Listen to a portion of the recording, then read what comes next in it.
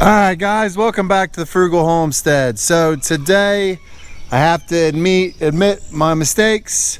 My wife was making fun of me and she gave me a bunch of crap because I wasn't going to do a video on it, but now I am. So to my wife who laughed at me, I deserve it.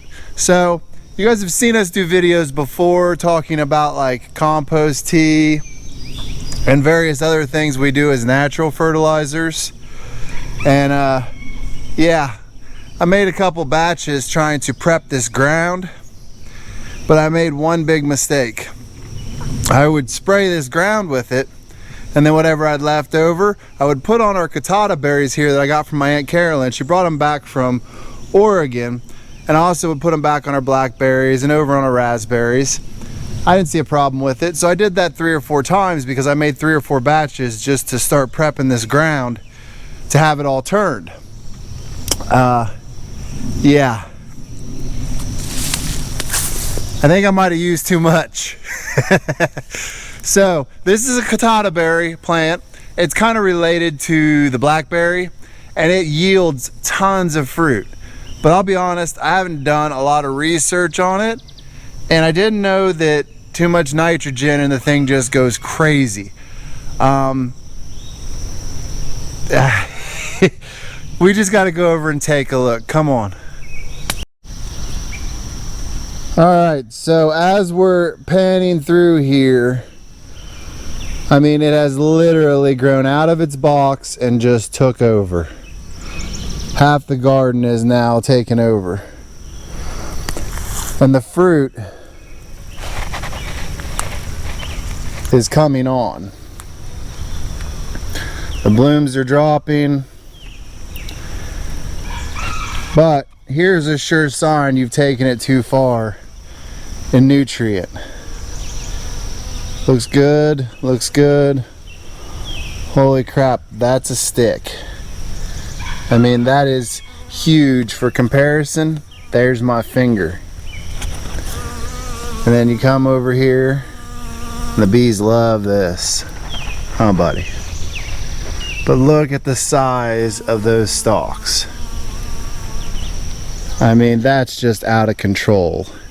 And they're all like that. And it's coming to the point now where I can't even get in here to till this because the plant has just taken over so much. Don't get me wrong, it's gorgeous, but it's going to work the plant to death to try to make all this fruit. I mean, it's really gonna stress this plant out.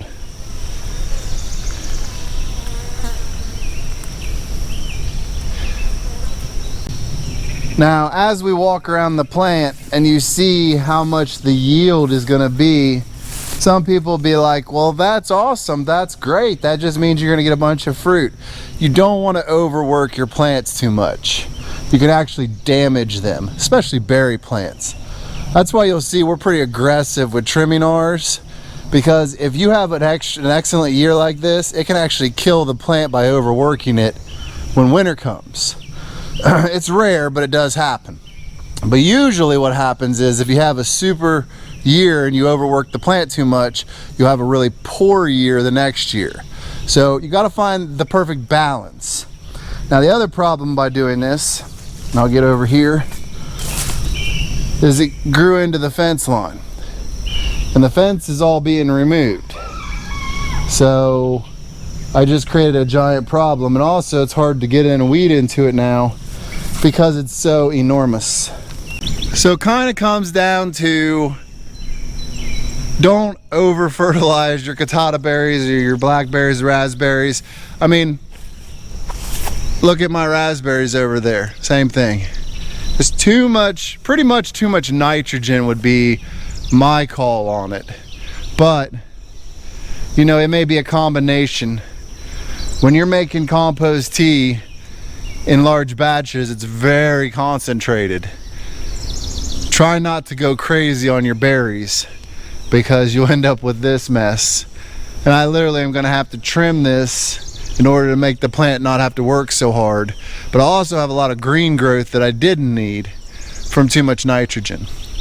So make sure you're at least trying to kind of consider your levels, if not having your soil tested. A lot of places it's free at your local extension office, so look into that.